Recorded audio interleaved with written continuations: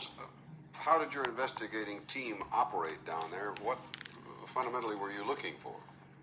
Well, we were looking for some of the social implications that continue after the drama of the immediate impact of Camille occurred, and seeing some of the problems that have to be absorbed by families and individuals. And we had a nucleus of 4 field workers or interviewers, and we had some 6 others able to put informational input into our gathering of our information. Did you launch this investigation because you suspected that all was not right in the rehabilitation efforts? Yes, the American Friends Service Committee and the Southern Regional Council of Atlanta was aware of problems that existed in the Gulfport, Biloxi coast area before Camille, and had made some assumptions based on their own experience in the South about the nature of the problems, and so they commissioned me and my team to do a exploratory kind of study there. How do you assess the efficiency of the rehabilitation work? Well, there's a number of things that could be said. It's a very complicated matter, but there's some outstanding features that perhaps ought to be brought to the attention of those who should be concerned.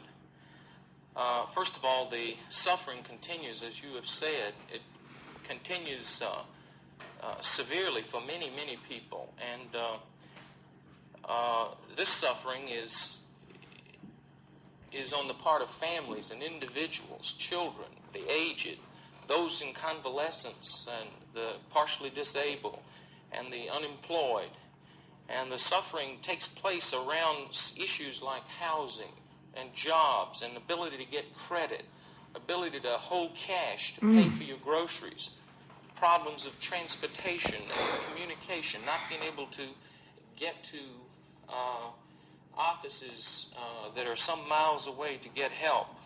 There's problems of shortages in knowledge and know-how, how to cope with bureaucratic, what I would call bureaucratic overburden. Wow. What about the efforts of the federal government in helping this?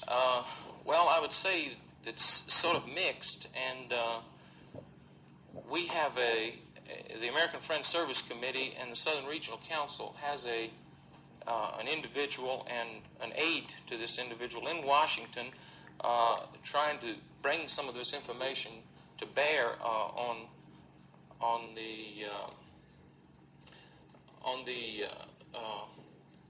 departments there.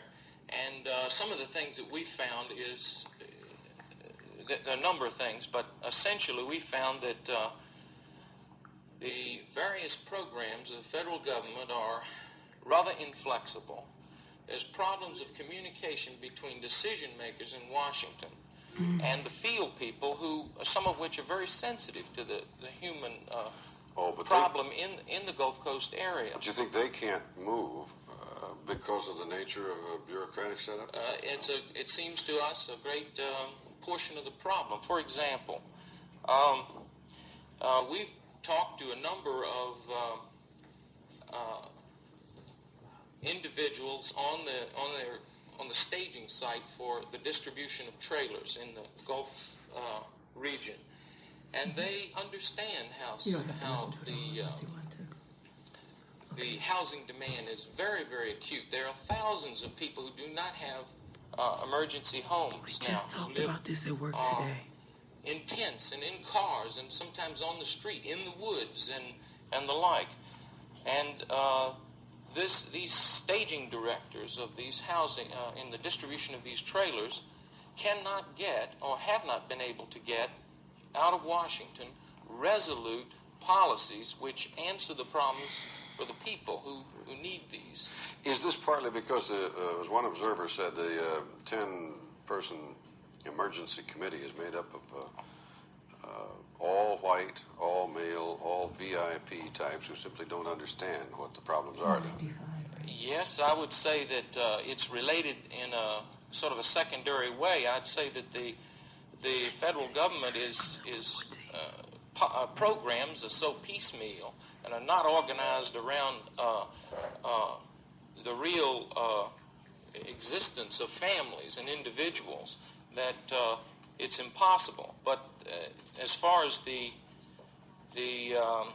representativeness for the purposes of recovery efforts, this governor's council, emergency council, has been given almost absolute power over the federal dollars that will be spent in the Gulfport area. And indeed it is all white, all male.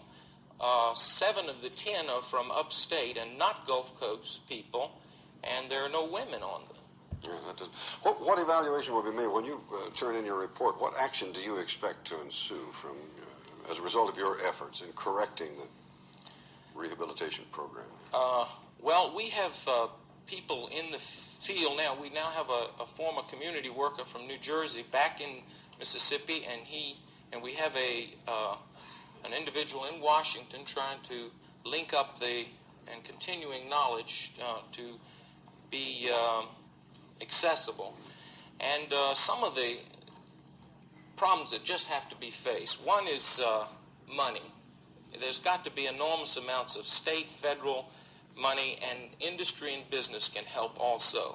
The question of planning, to consider the human factors in planning instead of this emphasis on just physical factors. I mean, hotels and roads and don't suffer. Human beings suffer. And we have another thing is the blatant discrimination, the racial and class bias that exists. Talking about among the people, among each other down there, or from officialdom to? Well, I mean, officialdom is aiding and abetting it in that you have to understand the shots fired. The way President Nixon has authorized this was this in Governor's Emergency 1969. Council to be the sole clearinghouse for all federal monies, and that federal money will be used in ways that will conform to this 10 businessman, all white idea of what is needed. And my suspicion is that it will not be sensitive to human development. Thank you very much, Mr. Peeples. Edward Peeples, who is Assistant Professor of Sociology at the Virginia Commonwealth University in Richmond, has been our guest to report on the investigation.